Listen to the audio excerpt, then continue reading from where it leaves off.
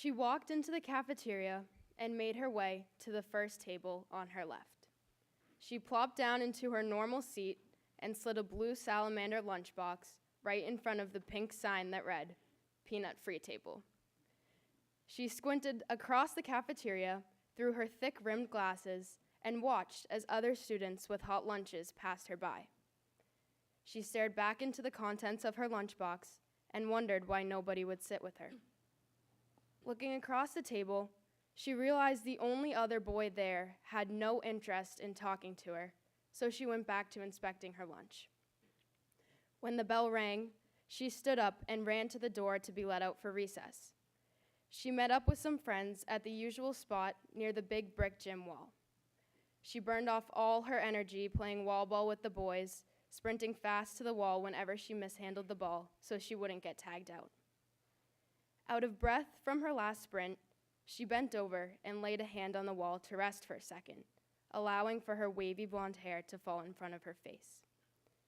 As she stood up, the sound of mocking laughter tapped her on the shoulder, turning her around, and she found herself staring Popular right in the face. She suddenly felt embarrassed about her koala winter hat and her brightly colored animal socks pulled up high over her leggings.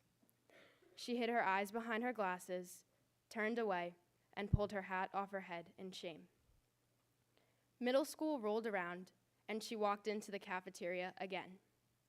She had ditched her thick-rimmed glasses for contacts.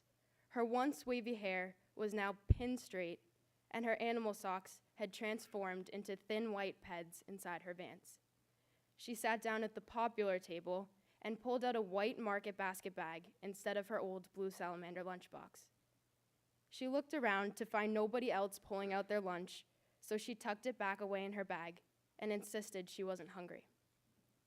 The next day, she threw out her bag before even entering the cafeteria. She sat down at the table and chimed in on the typical lunch gossip that was louder than her growling stomach. By the end of the day, she was starving, but convinced herself that it was okay, because all the girls do it. She walks into the Wilder dining hall. Her once pin-straight hair had turned back to its natural craziness, and on the inside of her boots, she wore her brightly colored animal socks.